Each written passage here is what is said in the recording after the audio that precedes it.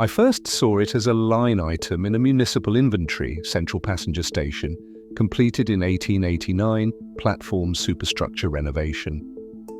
The building itself on Kirov Avenue in the eastern district of Novi Karsk was one of those late 19th century terminals every European rail network seems to have. Iron trusses, red brick, a big clock. Instead, the earliest construction photograph, dated June 1890, showed something I could not immediately explain.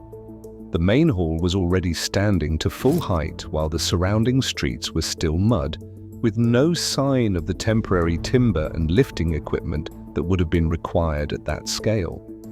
The caption named "No Architect, Only City Engineers Department." The vaulted sublevel contained what some researchers would classify as Tartarian infrastructure, oversized brick arches and a sealed doorway below street level. That combination of features stood out as a recurring physical signature. The official story begins in 1887, when the City Council of Novi Karsk, a provincial hub on the old imperial rail line between Moscow and Omsk, voted to replace its overcrowded wooden depot with a modern passenger station. Construction started in October 1888 and the station opened in November 1889. Municipal minutes credit the design vaguely to the Imperial Railway Engineering Corps. No name, no single architect. Below platform level, accessed by a narrow maintenance stair winding through layers of increasingly older brickwork, I found a brick-vaulted corridor running the station's length. The proportions were immediately striking. The ceiling arched higher than necessary for a service passage, the bricks laid with precision suggesting skilled masons working to exacting standards. The vaulted corridor felt like a deliberate, high-quality space rather than an afterthought. Along its east wall, a tall arch had been completely bricked up.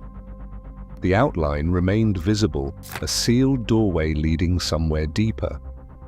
The infill bricks were a different color, clearly distinguishable from the original construction. I pressed my hand against the newer masonry and felt the faint vibration of trains passing overhead. There was no mention of this sublevel in the 1889 inauguration articles. In Tartarian research circles, sealed arches below ground level are considered hallmarks of pre-existing infrastructure. Standing before the blocked arch in dim light, that classification felt less abstract. The stairwell walls showed three distinct construction layers: newest plaster, 19th century brick, and beneath that, stonework I could not immediately date.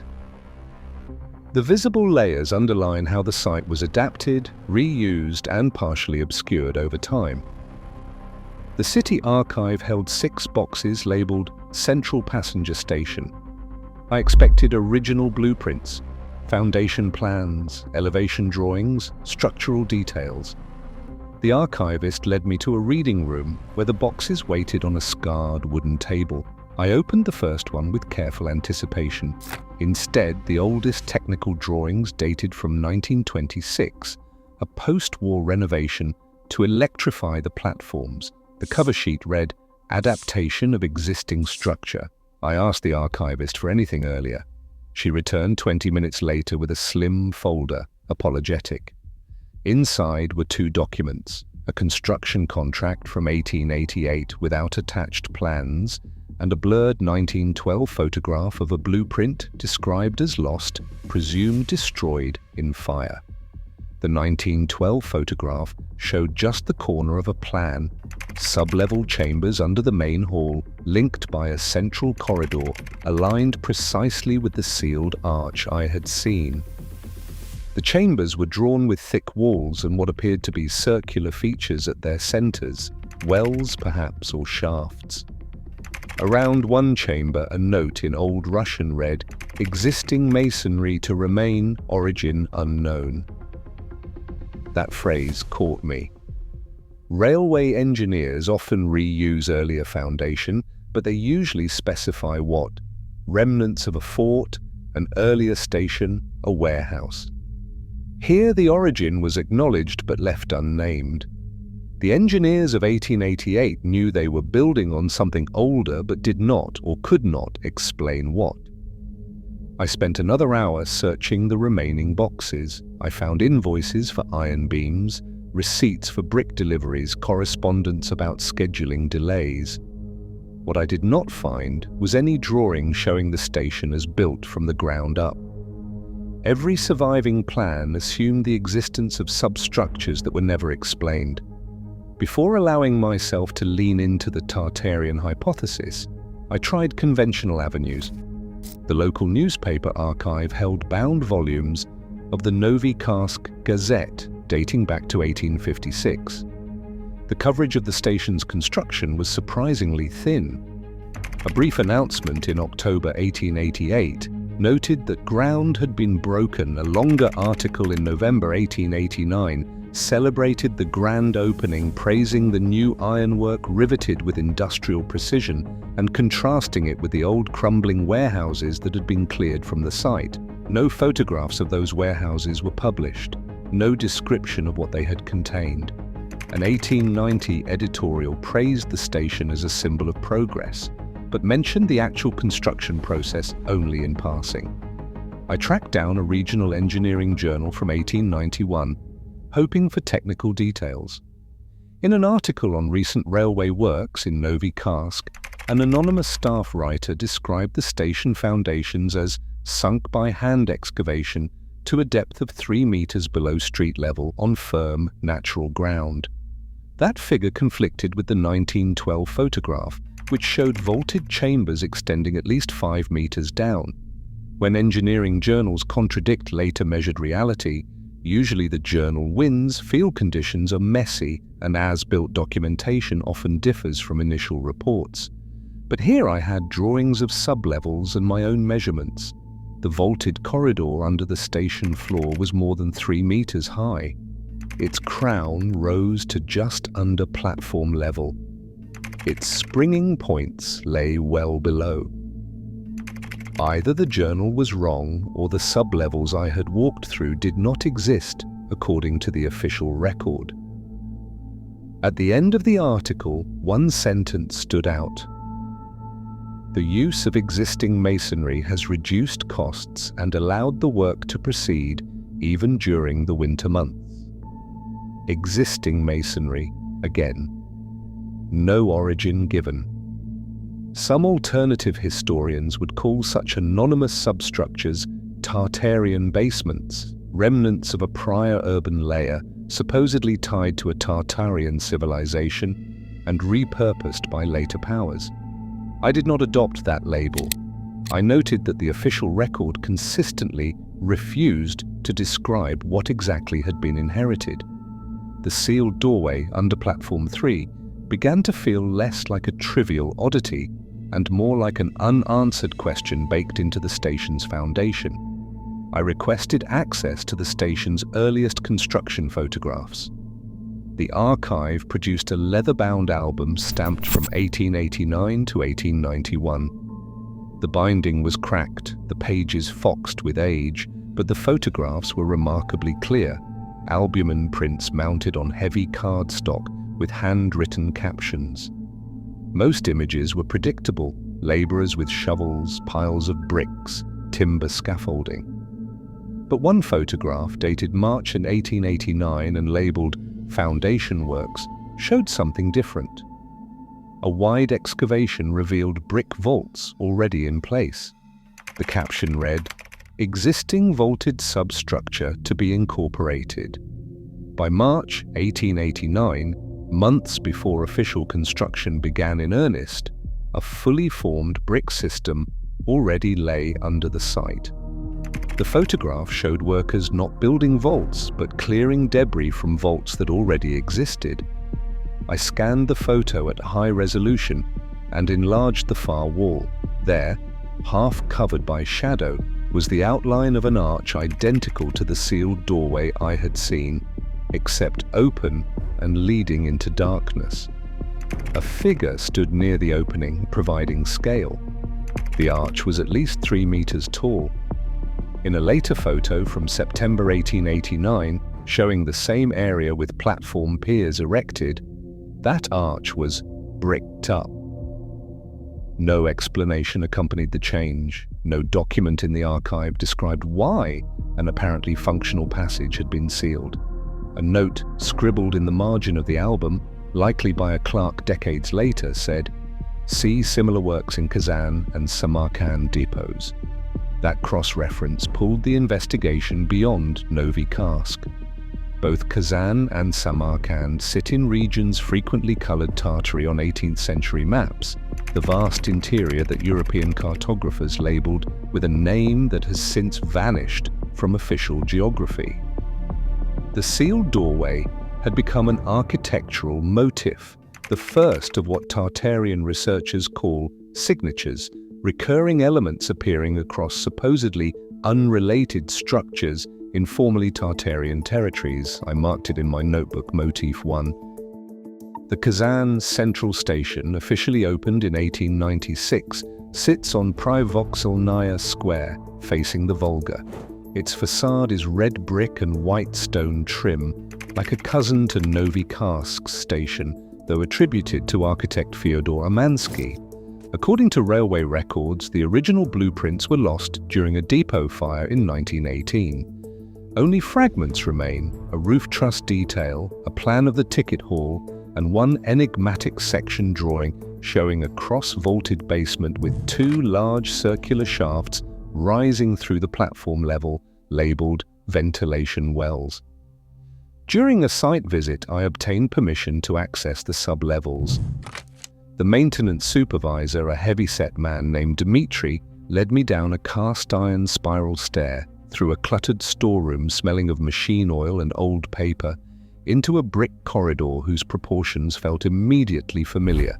The same slightly oversized radius, the same crisp brickwork as in Novi Karsk.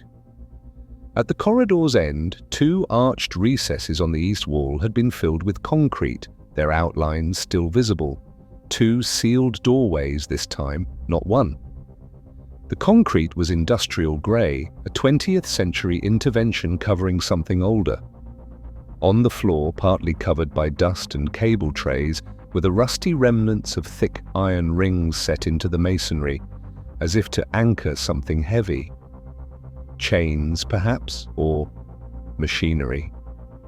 He shrugged. He said they did not use the wells anymore. They were filled in during electrification before his time. Alternative researchers who study so-called Tartarian infrastructure often focus on vertical shafts, speculating about some lost pneumatic or hydraulic system. Here, the shafts were documented, then plugged, and relabeled ventilation in the few surviving drawings. No article in the engineering press discussed them in detail. The spacing of the sealed arches matched, within centimeters, the spacing of platform tracks above. The geometry was precise, perhaps too precise for mere storage rooms. The Samarkand passenger station, completed in 1891 along the Trans-Caspian Railway, appears in travel literature as Russian Orientalist eclecticism, a European station with vaguely local ornament. The official builder is listed as the Imperial Railways Turkestan Directorate, and again there is no individual architect named. I examined an 1892 issue of the engineering journal Железнодорожное Дело. An article titled "Railway Works in Turkestan" praised the station's modernity, but included a curious aside. In adapting the foundations, existing subterranean masonry of unknown date has been integrated with new piers, resulting in significant savings of materials. The phrase echoed what I had read in Novi Karsk and Kazan. The accompanying engraving shows a high central dome over the main hall, a feature later removed. The dome's profile, onion-shaped and ribbed, resembles what Tartaria researchers identify as characteristic. A faded 1890 photograph reveals the dome under construction, its iron framework already in place. The geometry is striking. The dome's ribs meet at a central oculus, whose diameter matches almost exactly the circular shafts beneath Kazan's platforms, the same measurement separated by thousands of kilometers.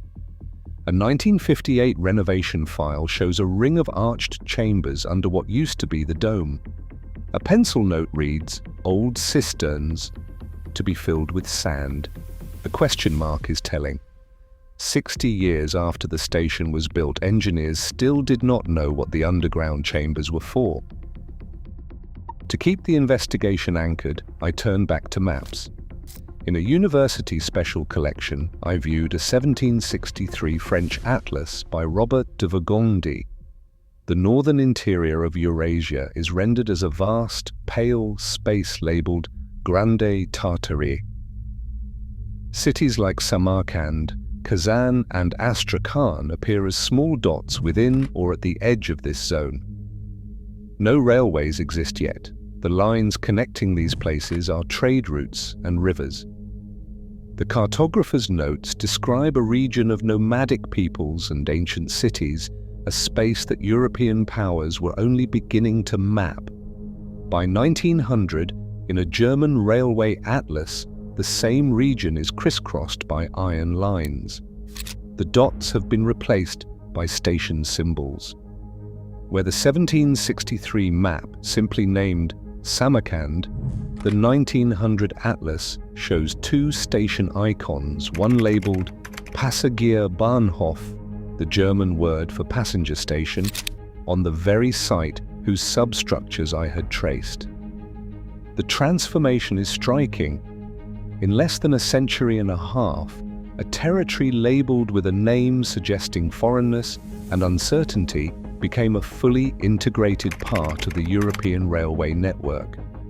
Tartaria, as a political entity, never appears in the official railway records. It exists only in the older cartographic imagination and in the vocabulary of alternative researchers who speak of a Tartarian civilizational layer beneath later empires. Yet, when you overlay the old Tartary maps with the densest clusters of anomalously grand train stations, the correspondence is hard to ignore. The stations with sealed basements, with missing blueprints, with substructures of unknown origin. They cluster in regions that 18th century cartographers marked as Tartary. I am cautious with such overlays. Correlation does not equal causation. Railway lines follow geography, rivers, mountain passes, and existing trade routes. It is natural that stations would cluster in historically significant cities. Still, it is at least suggestive that the stations with missing original blueprints and reused substructures lie in former Tartary-labeled regions or in cities that were key entry points into them. I noted down a pattern. Official records erase the word Tartary just as rigorously as they erase the origins of the vaults and shafts they incorporate. Both are treated as inconvenient anomalies absorbed into a new narrative of modernization. The sealed doorway in Novi Karsk had acquired company on the map. And the map itself, I was beginning to realize, told a story that the archives refused to acknowledge. As my list of stations grew, Novi Karsk, Kazan, Samarkand, and further west, Warsaw and Budapest, another common factor emerged: missing originals. In each case, the earliest surviving plans were not construction drawings but later adaptations, electrification schemes, ticket hall refurbishments, additions of telegraph rooms. The pattern was so consistent that I began to keep a separate log, noting for each station the date of the earliest surviving technical document. A maintenance engineer in Budapest, where Nyugati Station opened in 1877 to designs by the Eiffel Company, told me that the original structural drawings were not available, that they were probably in Paris or lost in the wars. I accessed the Eiffel Company archive through a colleague in France. The archive has only a few sheets, elevations, perspectives, presentation drawings for clients, but no foundation plans. For a company as meticulous as the Eiffel Company, the absence is notable. Similarly, in Warsaw pre-war Central Station records, a 1930s inventory notes that the original 1875 plans were destroyed in a fire and rebuilding was based on on-site measurements. The engineers who renovated the station in the 20th century were working without documentation, measuring structures they did not fully understand. What remained, consistently, were fragmentary basement sketches noting existing masonry and unknown cisterns. On every site visit I made, sealed arches appeared under platforms in sub-basements, sometimes in outbuildings demolished long ago. The arches were always the same approximate size, the same curvature, the same crisp brickwork. They could not all have been built by the same hands. The stations were thousands of kilometers apart, constructed by different railway companies in different decades. Yet the architecture repeated. Some Tartaria-focused writers claim that the absence of original blueprints proves that these stations were not built in the 19th century at all, but merely reoccupied. I am not ready to make that leap. Wars, fires, and bureaucratic negligence destroy archives routinely. Still, after handling enough renovation files in which engineers worked around unexplained substructures, a question becomes hard to suppress. Why was so much effort spent documenting minor electrical upgrades while foundational information was allowed to vanish? The first explicit hint of removed machinery came from a 1923 maintenance log in Novi Karsk. Among routine entries about roof leaks and coal deliveries, one notation stood out: removed obsolete pumps from sub-level east chamber. Large iron cylinders, purpose unclear, scrapped as per order number 447. That chamber lay directly behind the sealed doorway I had seen. Its current use was general storage, mops, buckets, broken chairs. Nothing remained of whatever machinery had once occupied it. I began searching other archives for similar references. In Samarkand, a 1961 Soviet report mentioned disconnected underground pipes of unknown origin leading towards old station foundations and recommended sealing the pipe ends with concrete, which was done. In Kazan, a 1935 electrification memo noted that existing vertical shafts were filled with rubble, that original function was not documented, and that there was no current use. When I requested photographs of the removed machinery, there were none. A few grainy images showed men beside cut pipes, but the central devices were either out of frame or already taken apart. What I can say cautiously is that there was a cluster of hydraulic and possibly pneumatic infrastructure under certain rail stations, that later engineers did not fully understand these systems, and that the physical evidence was systematically removed or buried without adequate documentation. Nowhere did an engineer write that these were Tartarian machines. They wrote obsolete pumps, undocumented pipes, chambers to be filled and sealed. The language of erasure is quiet, bureaucratic, unremarkable. Standing once more in the Novi Karsk basement, hand on the cool brick of the sealed arch, I knew that whatever had stood behind it had been dismantled and sold for scrap without proper description. In my archive of renovation documents, I noticed how often removed appeared without replaced. Systems were taken out and nothing equivalent was installed. The infrastructure was not upgraded, it was subtracted. Train stations, by their nature, align with tracks, themselves aligned according to geography and property boundaries. Engineers lay rails where the land permits, along river valleys, through mountain passes, across plains. Yet some stations, especially in former Tartary regions, show a secondary alignment that does not correspond to rail lines or streets. The buildings are oriented not to the tracks they serve, but to something older, something no longer visible on the surface. In Samarkand, the now removed central dome once sat at the intersection of two orthogonal axes, one along the tracks and another rotated slightly, aligning with an older street grid visible on an 1868 military city plan. The cistern ring beneath it connected via conduits not only to the platforms but to public fountains on the opposite side of the boulevard, fountains that, according to a French traveller's account from 1893, flowed with unusual force. Though the city had no documented pumping station at that time, the water simply appeared as if pushed by some unseen mechanism. In Kazan, the two sealed shafts under the platforms connected, according to fragmentary sections I pieced together from multiple archives, to a sub-basement under a nearby water tower. But the tower's elevation drawing, when I finally located it, resembles not a utilitarian water tank, but a stripped-down bell tower, a tall structure with an observation gallery and decorative elements that served no hydraulic purpose. On an 1898 plan, lines annotated drainage run from this tower to other public buildings, the post office, the municipal court, the central market hall.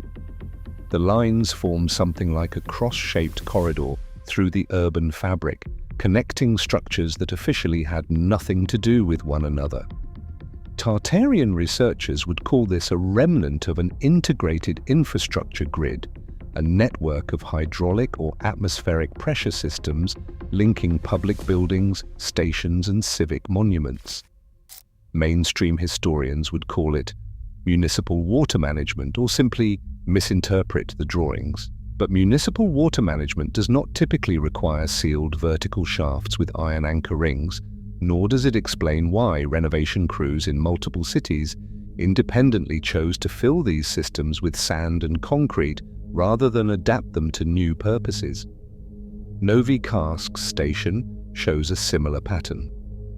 An 1885 pre-railway map reveals a star-shaped earthwork on the hill where the station now stands, a small star fort perhaps of the kind that once dotted the Russian frontier. The station's facade aligns not with the main avenue, but with one arm of the former star. The sealed arch in the basement is on that same axis, pointing toward the fort's central redoubt. Star forts, onion domes, underground cisterns, and oversize arches, these are all elements alternative researchers group under the Tartarian label. Mainstream historians explain them as fortifications, stylistic borrowings, and water management works, separate phenomena with separate origins. The question that unsettled me was not whether Tartaria as a unitary empire existed, but why 19th century engineers repeatedly chose to anchor their new infrastructures, railways, waterworks, telegraphs, onto these older geometric frameworks while minimizing any discussion of that inheritance in their publications. It is as if a new system had been overlaid on an older, partially understood grid.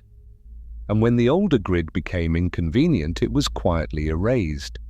Looking back across the documents, I noticed how often the words demolish, fill, seal, and modernize appeared, juxtaposed with existing masonry, old chambers, and unknown purpose. The contrast felt intentional, and the verbs demolish and seal kept coming up. The physical acts are straightforward: break out the old bricks, pour concrete, cut pipes, scrap iron.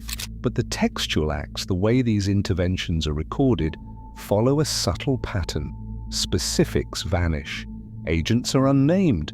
Reasons are reduced to bureaucratic formulas that explain nothing. Details simply vanish from the record. A 1932 order in Novi Karsk instructs that the sub-level eastern corridor should have redundant openings bricked up to prevent unauthorized access. There is no mention that the redundant openings connected to a multi-chamber vault system older than the station itself.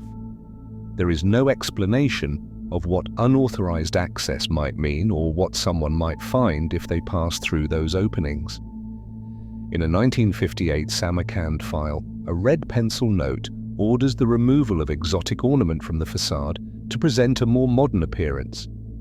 The same file includes a photograph of the dome before removal, but someone scratched the negative, obscuring the apex. Whether this was deliberate censorship or careless damage, I cannot say.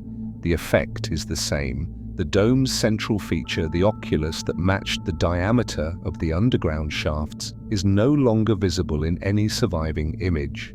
In a 1970 Kazan maintenance report, a small handwritten note at the bottom of a typed page states that old valves in the lower chamber were removed because they were no longer required. Which valves connected to what network? There is no schematic. The valves existed, and then they did not, and no one recorded what they controlled. The absence of a record is striking. The word valves appears once and then it disappears. I wrote to a colleague who studies Soviet-era infrastructure rationalization.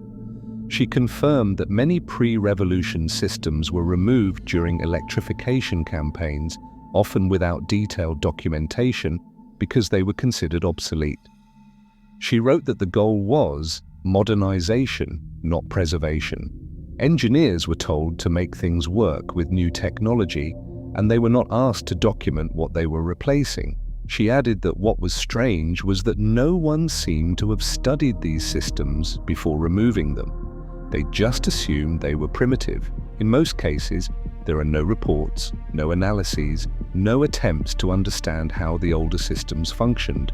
None of these acts taken alone prove a coordinated attempt to erase a Tartarian infrastructure.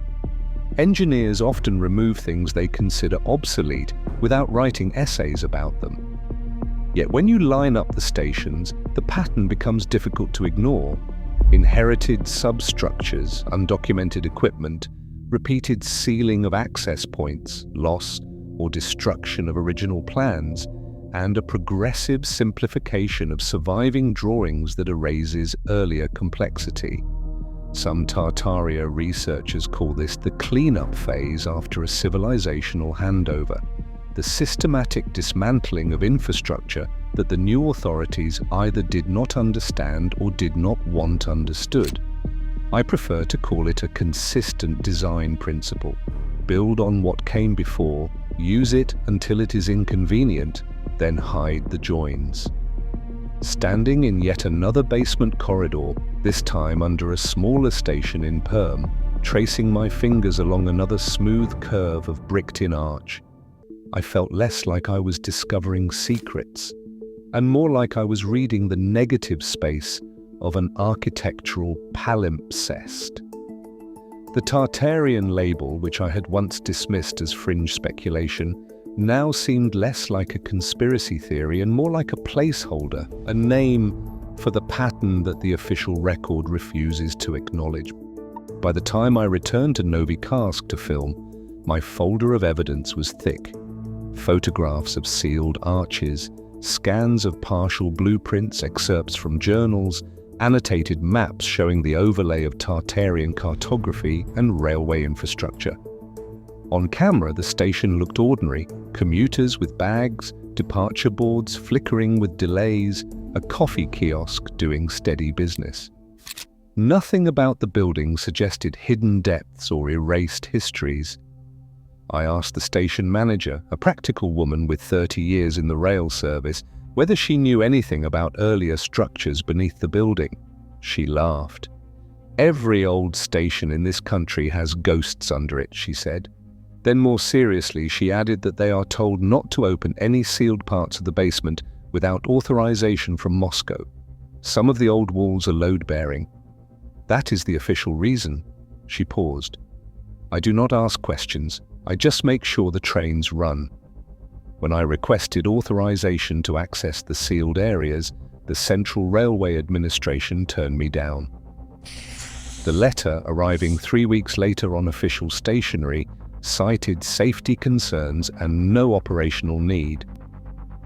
It did not address my specific questions about the substructures. It simply closed the door.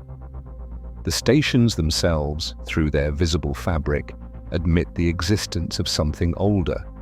Mismatched brickwork where new construction meets old, vaults that predate the iron trusses above, water stains tracing long disused channels, iron fittings with no apparent purpose set into walls at regular intervals. but they do not explain it. The physical evidence speaks, the documentation remains silent. In architectural history, we are trained to see 19th century railway stations as monuments to industrial modernity: iron, steam, glass, clock time. They represent the triumph of engineering over nature, the imposition of schedules on landscapes that once knew only seasons. When you spend enough nights in their basements among the sealed doorways and truncated shafts, another possibility suggests itself: that these monuments might also be masks, fitted carefully over a deeper infrastructural skeleton, whose origins lie in a period our textbooks have flattened into the label Tartary and then forgotten. This is not proof, it is a question sharpened by repeated observation, a pattern that emerges only when you look at enough examples, compare enough photographs, measure enough walls. Why do so many of the grandest Victorian stations in former Tartary-labelled regions lack original blueprints, rest on inherited vault systems, and show traces of removed hydraulic or pneumatic equipment? I do not have a definitive answer. What I have is a pattern too consistent to dismiss as coincidence, and an absence of documentation too systematic to attribute entirely to archival negligence. The Tartarian hypothesis that these structures represent repurposed infrastructure from a lost or suppressed civilization remains unproven, but it also remains the only framework that attempts to account for what I have observed. Mainstream history offers no alternative explanation for the sealed chambers, the removed machinery, the missing blueprints, the geometric alignments with pre-railway urban grids. It simply does not address these details. It treats them as irrelevant, as background noise in the triumphant narrative of industrial progress. And in that silence, in that refusal to engage with the physical evidence, I hear something that sounds less like confidence and more like avoidance. I did not end my fieldwork with a revelation. I ended it with a photograph. In the Novi Karsk station basement, after the last maintenance worker had gone home and the corridor was quiet, I set up my tripod facing the sealed arch under platform 3. The only light came from a bare bulb swinging slightly in the draft, casting slow-moving shadows across the brickwork. I had 20 minutes before the security guard made his rounds. The brick infill, a later addition, contrasts sharply with the older, smoother arch that frames it. At the bottom corners, where damp has loosened the mortar over decades, you can still see traces of the original passage curve behind the newer wall. The geometry is elegant, a true arch, built by hands that understood load distribution and material stress.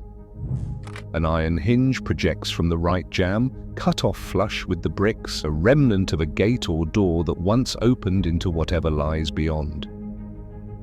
Above, directly in line with my camera, trains arrive and depart according to a schedule printed in digital type. Passengers step over the place where, a century and more ago, anonymous engineers decided to brick up an obsolete opening.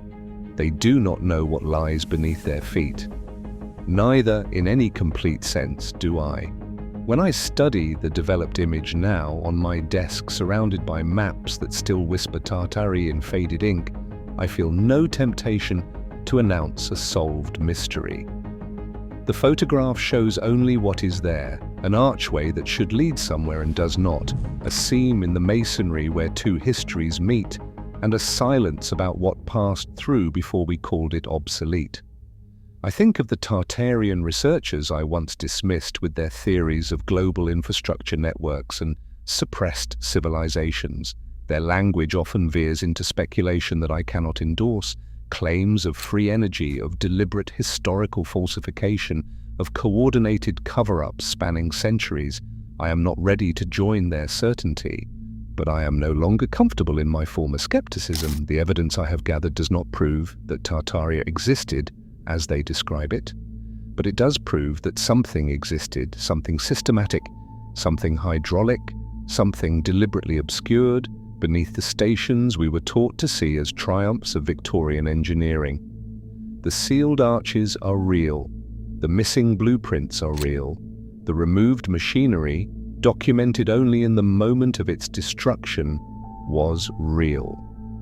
The sealed doorway in Novi Karsk is not unique. It is one of dozens, perhaps hundreds, scattered across a region that old maps once labeled with a name we have been taught to forget. The pattern repeats in Kazan, in Samarkand, in Warsaw, in Budapest, in stations large and small across a territory that 19th century cartographers still called Tartary. Wherever I looked, I found the same signatures, sealed arches, vertical shafts, chambers of unknown purpose, infrastructure removed without explanation. That silence, framed in brick, is the closest thing to an answer I have found. And in the quiet of my study, surrounded by photographs of arches that lead nowhere and blueprints that document everything except what matters, I cannot help but wonder. If these are truly the remnants of a Tartarian infrastructure, who decided it should be forgotten? And why has that decision held for so long? The photograph sits on my desk. The arch remains sealed. The trains run on schedule. Beneath the platforms, in corridors that renovation crews are instructed never to open, something older than the official story waits in the dark.